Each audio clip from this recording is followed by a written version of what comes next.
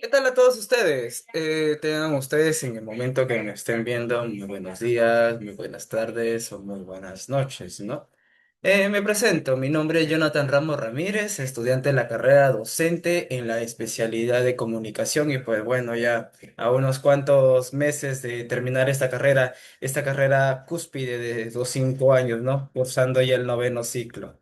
Y bueno, terminando en este fascículo del noveno ciclo, estamos en este programa hablando de una obra, me disculparán con el ruido, que estamos hablando de una obra llamada Los viajes de Gulliver, de Jonathan Smith.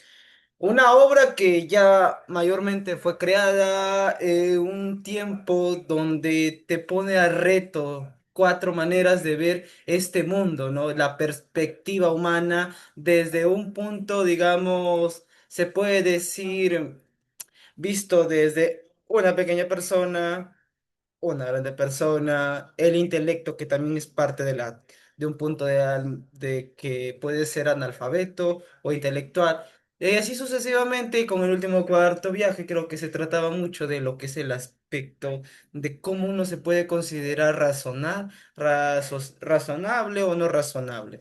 Porque cuando empecé los viajes de Gulliver, pensé que iba a encontrar únicamente una sucesión de aventuras fantásticas.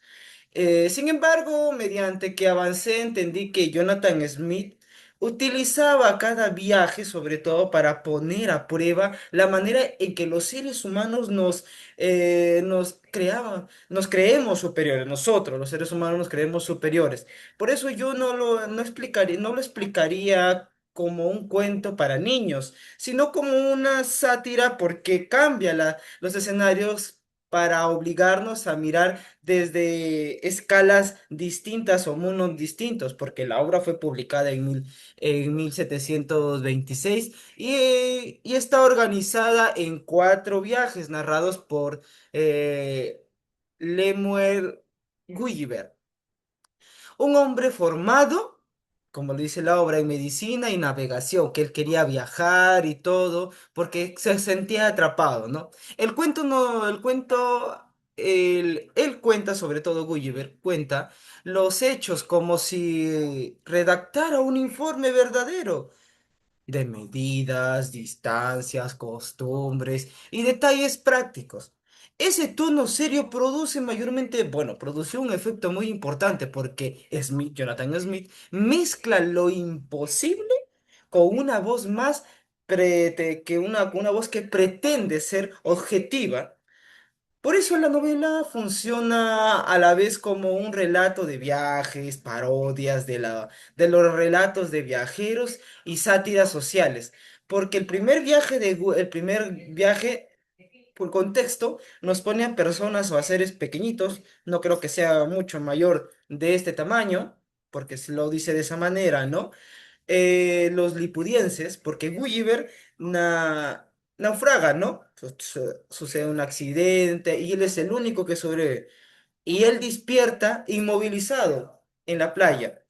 Descubre que está atado por personas diminutas. Al comienzo es visto como una amenaza porque su tamaño lo convierte en una fuerza extraordinaria, porque poco a poco obtiene ciertas libertades y aprende las normas de los lipudienses, creo que se llama así, lipudienses. Y también dentro de acá me pongo a detallar.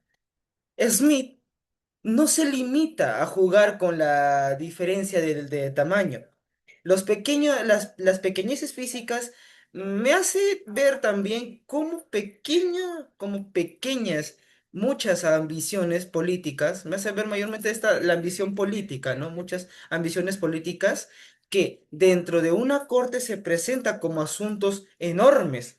Para nosotros puede ser pequeñeces, pero para ellos puede ser de este tamaño, para ellos es enorme, ¿no? Porque los lipudienses tienen una corte muy ceremoniosa para obtener cargos como algunos como funcionarios realistas, pruebas absurdas de habilidades y equilibrio. También existen rivalidades, un reino con el otro, porque un reino ya lo tenía, ¿no?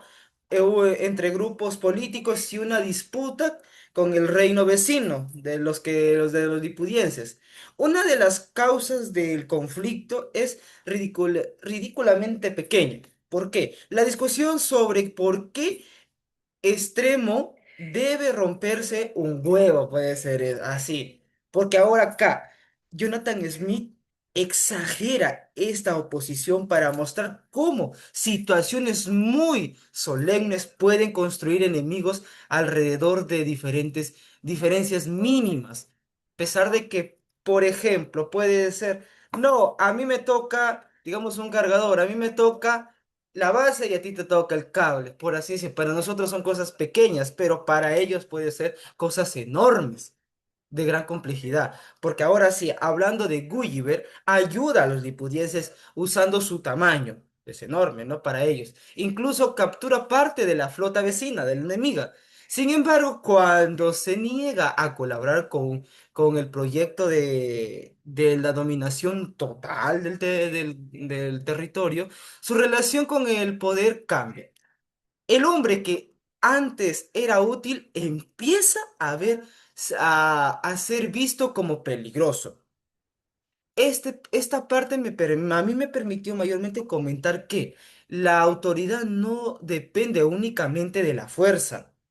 Depende de quién define la lealtad, quién controla el relato y quién decide qué conducta es aceptable. Finalmente, dentro que Gulliver debe escapar. Con esta parte del primer viaje se cierra un aprendizaje concreto. Una sociedad puede ser pequeña, puede ser pequeña en escala y enorme en orgullo, burocracia y deseo de control. Este viaje, mayormente de haberlo leído, mayormente me da me transmite una sensación que después de haber sido un gigantazo, entre personas diminutas, Jonathan Smith invierte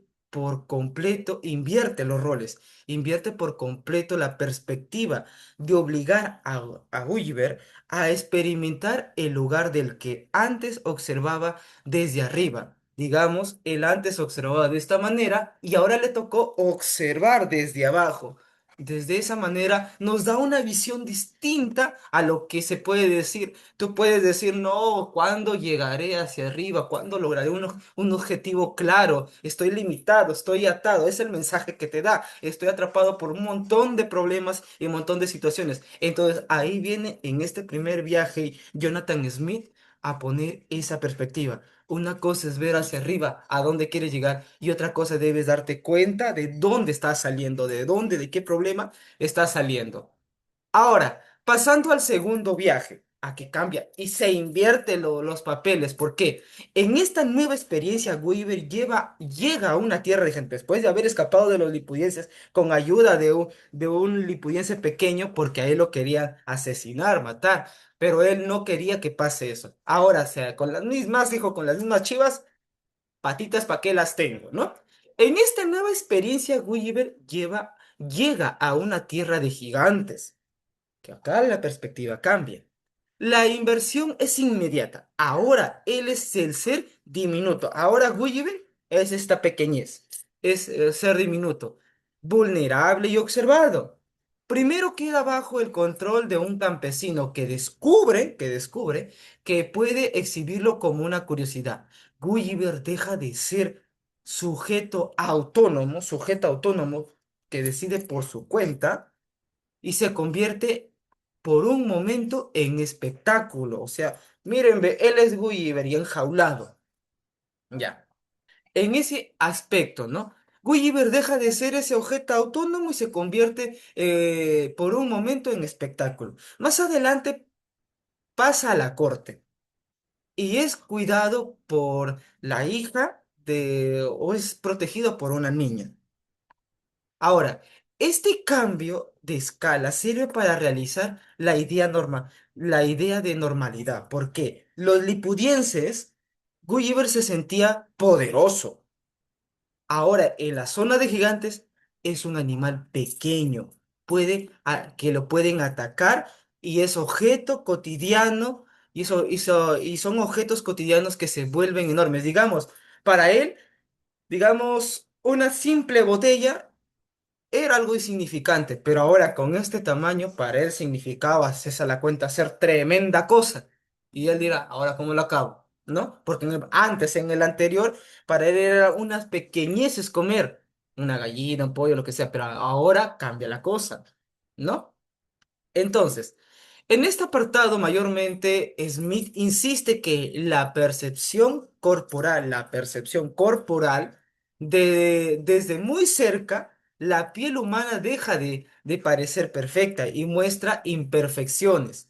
La lección no es solamente física, cuando cambiamos de escala, también cambiamos nuestro juicio. Uno de los episodios más importantes del diálogo de Gulliver con el rey viene en donde el rey nos dice, él conquista de manera diplomática, hablando, pero acá Gulliver, digamos, por el término, lo malinterpreta o lo comienza a malograr todo. Porque para él era normal ese tiempo, pero para los gigantes no. Porque Gulliver intenta presentar a Europa como una civilización refinada, explica instituciones, guerras, partidos, avances, espera impresionar a la monarca, lo quería impresionarla. Pero ocurre lo contrario. El rey escucha y concluye que muchas prácticas europeas revelan ambición, violencia y corrupción. Aquí el narrador queda expuesto porque Gulliver cuenta un orgullo o con orgullo cosas que a la vista desde otra cultura pueden resultar normalmente cuestionadas, ¿no? Pero para la monarca no aparecía correctamente. Digamos, para él ganar territorios era a punta de disparos, matanza y todo, pero para los gigantes no. Para él era de manera diplomática, hablar direccionado y decir, listo, bueno, tú ganas, ya está bien, me rindo, tu punto de vista está bien, entonces te pertenece esto y hacen una alianza, pero Gulliver comete ese error, ¿no? Que para él en su época era normal. Y a esas alturas de la lectura me dio a entender que no debía reducir el contraste a una fórmula sencilla, como los gigantes son buenos y europeos son malos. Aquí es donde me pone a pensar por qué Smith trabaja con el contraste con la ironía. No con sociedades perfectas. Cada lugar exagera un rasgo y obliga a que Gulliver, Gulliver, que ser y al lector que yo está leyéndolo, a revisar aquello que antes parecía normal. Aquí pone la ironía, un gigante siendo bueno, cuando la historia nos pinta otra manera, ¿no? Pero de esa manera él pone la ironía en este segundo viaje. También aparece el tema de la guerra, porque Gulliver ofrece conocimiento que podría aumentar el poder militar para los gigantes, pero el rey rechaza esa lógica destructiva. La esencia cuestiona la asociación automática entre conocimiento técnico y progreso moral. Saber hacer algo que no significa que sea justo hacerlo. El viaje termina de manera accidental, porque Gulliver es llevado a una caja y finalmente regresa al mundo de los seres humanos, pero ya no vuelve siendo el mismo. Ha experimentado en su propio cuerpo la fragilidad de quien depende de otros, los pequeñitos de quien depende de otro, a sentir esa experiencia, ¿cómo se llama esta palabra? Esa experiencia preparada al siguiente nivel de la sátira, porque Smith, Jonathan Smith, dejará de cuestionar únicamente la política y empezar a atacar también ciertas formas de conocimiento, desvinculando la realidad. Por una parte, los gigantes, lo moral, lo respeto con la junta y todo, era normal ganar territorios. Y mientras que los pequeñines, los lipudienses, querían ganarlo a punta de guerra y utilizando a Gulliver como su arma secreta. En cambio, acá no. Pensó que Gulliver en los gigantes daba buen conocimiento, que él era doctor, decía todo esto, porque eso me dio a entender. Dice pensando que para él era normal, en su época, en la época que él estaba era normal, pero para los gigantes no era normal. Entonces, el mensaje transmitido en este segundo viaje es que los dos primeros viajes cuestionan la escala de poder y ahora pasando al tercero se encuentra en una pregunta distinta porque me dije esto en mi mente. ¿Qué ocurre cuando el conocimiento se encierra en sí mismo y pierde contacto con la vida concreta? ¿Qué quiere decir? Que puede haber personas inteligentes y todo esto. Me hice esa pregunta, ¿no? Si lo moral es esto, te ayuda a esto, y él tiene conocimiento médico, los lipudienses hacen esto, entonces, ¿qué pasaría en el tercer viaje? Y en el tercer viaje cambia la cosa, ¿por qué? En el tercer viaje, mayormente, disculpando el término, le ponen dentro de la obra a la puta, disculpando el término, ¿no? Disculpándome con todos ustedes. Porque el Gulliver llega a una isla flotante, llamada, como lo dije desde el inicio. Sus habitantes viven obsesionados con matemática, música, abstracciones, digamos, el intelecto a su mayor cúspide como la NASA. Parecen intelectualmente sofisticados, pero también pero tienen dificultades para entender conversaciones. Es que una persona puede estar sometida y investigando métodos, estrategias. Acá viene también un detalle pequeño a las personas que sobrepiensan mucho o los disléxicos, como se le puede decir. Un disléxico no se asocia a las letras y los números. Él solo encuentra, digamos, por ejemplo, este cable este cable puede cargar un montón de cosas. Celulares, parlantes, laptops, puede cargar proyectores, un montón. Y este puede transmitir energía. Entonces, ¿qué pasa con esto? Con ellos. Aquí lo que pasa es que, pero también presentan dificultades para entender conversaciones. Ellos están sometidos en su mundo, ¿no? Y a resolver necesidades prácticas en donde está. En algunos momentos necesitan que sirvientes les recuerden qué deben escuchar y responder, porque acá Smith pone claro, Jonathan Smith pone claro, utiliza la exageración para satirizar una inteligencia que se vuelve autosuficiente para uno mismo y olvida sus consecuencias sociales. Desde, desde esta isla flotante se controla el territorio situado abajo. Esto introduce nuevamente la relación entre el saber y el poder. La isla no es solo un lugar de espacios distraídos, también puede convertirse en instrumento de dominancia, de dominación. La ciencia y la tecnología, por lo tanto, no son neutrales. Cuentas se integran a una estructura política, porque dentro de esta isla, de estos habitantes, en Barniver, creo que no recuerdo muy su nombre, Weaver visita la academia de Legada. Ahí encuentra proyectos que buscan transformar radicalmente la producción y el conocimiento, pero muchos resultan, uno, útiles y otros pueden ser de esta manera, que dice, que nos puede decir en este apartado, innecesarios, ¿no? Absurdo se puede decir. Lo importante al explicarlo todo este punto es no presentar, es no, que Smith no presenta como enemigo a toda la ciencia, no presenta que la ciencia sea enemigo. La sátira se dirige contra la investigación desconectada de la experiencia, porque para que generes una cosa, digamos, por ejemplo, para que generes un tratamiento capilar, tiene que haber experimentos, experiencias, bitácoras y todo eso, ¿no? Pero él acá Smith pone que se dirige contra la investigación desconectada de la experiencia, contra el prestigio vacío y contra la idea de que cualquier novedad merece admiración simplemente por ser novedoso. Más adelante, Gulliver puede conversar con figuras del pasado. Esta experiencia vuelve problemática la historia. La historia, porque al comparar relatos y personajes descubre que muchas versiones gloriosas no coinciden con la realidad. Yo relaciono mayormente este episodio con la libertad crítica, la literacidad crítica, perdón, porque leer historia no significa repetir un relato.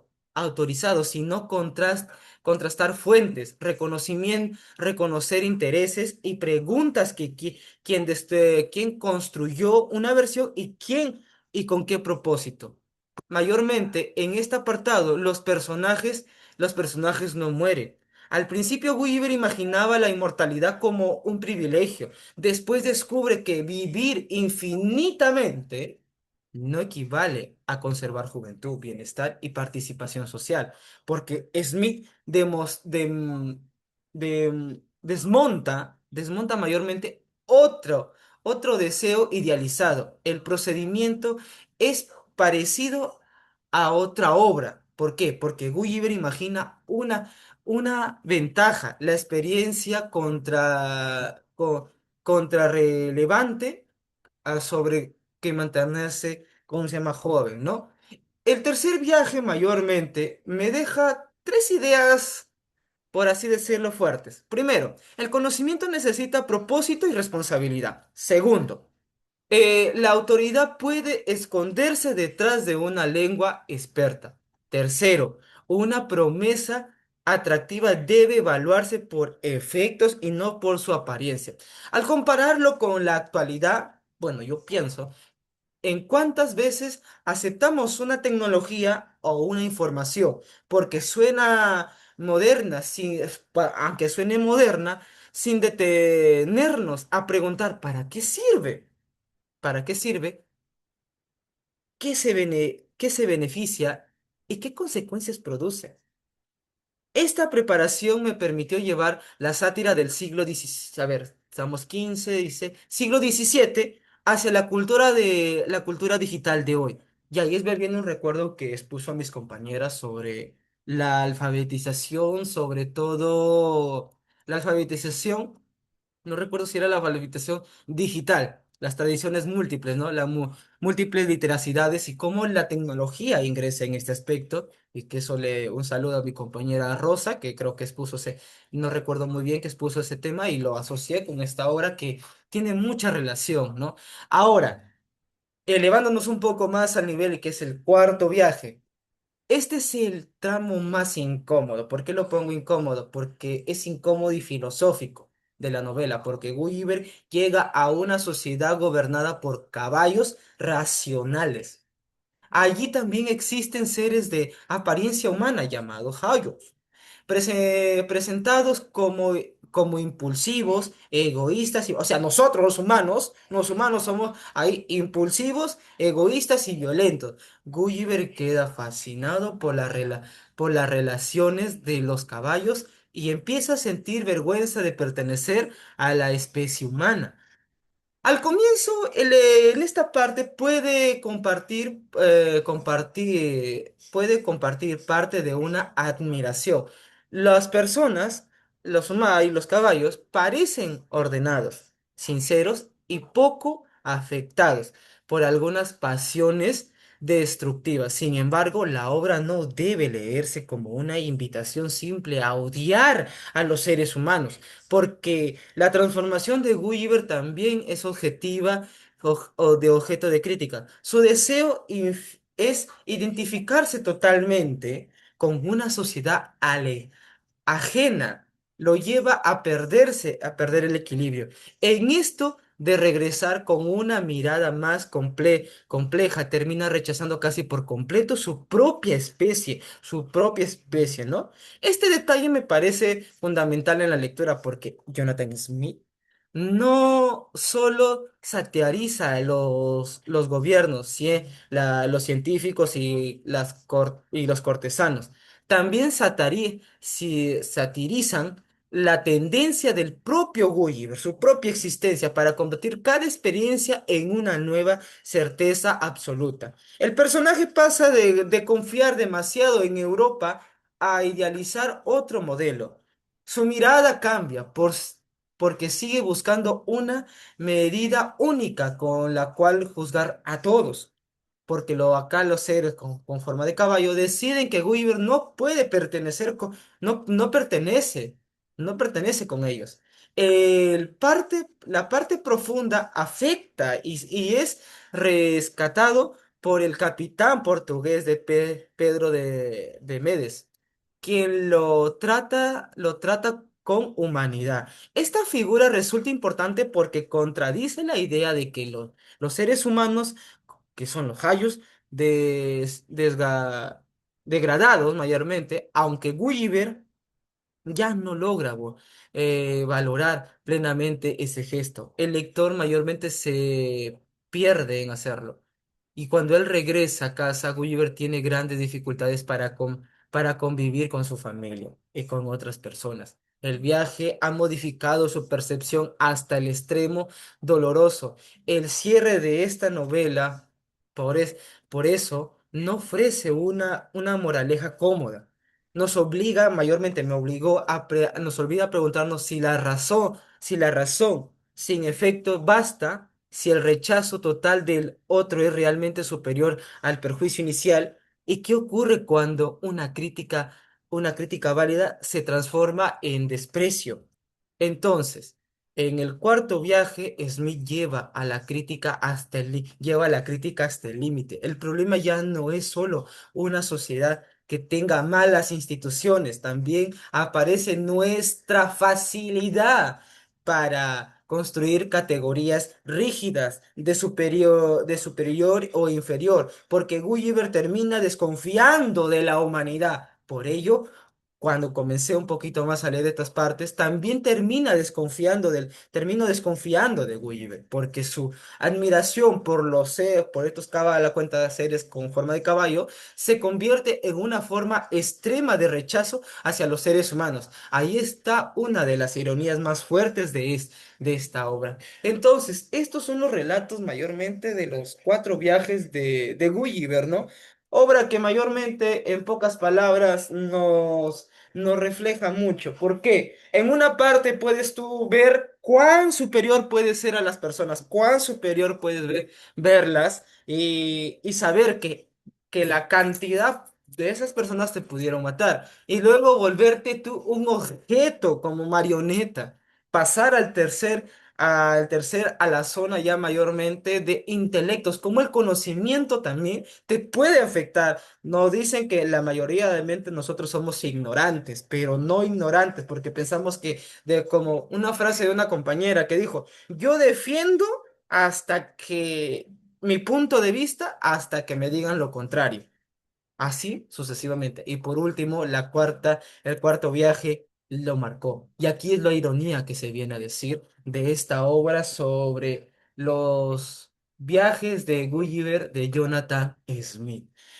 Y no puedo profundizar más porque esto ya engloba mayormente un punto recepcional, se puede de juntar lo ficticio, lo real, lo irreal, el conocimiento, la ciencia y todo eso. Bueno, conmigo fue hasta este momento hablando sobre los viajes de Jonathan Smith. Bueno, me despido de todos. Espero que les haya encantado un poco la pequeña, digamos, resumen, digamos, mensaje que nos da esta obra. Invitarte a leerlo, sino a ver los videos que también ayudan mucho, porque todos aprendemos de distintas maneras. Bien, podemos aprender de un artefacto o bien podemos aprender leyendo, o también podemos ver videos, escuchar audio, movimientos, teatro, y de distintas maneras una obra. Bueno, conmigo fue hasta este momento. Volveré con otra obra. Hasta entonces, esto fue conmigo, Jonathan Ramos Ramírez, estudiante del noveno ciclo de la carrera docente en la especialidad de comunicación. Hasta luego, cuídense.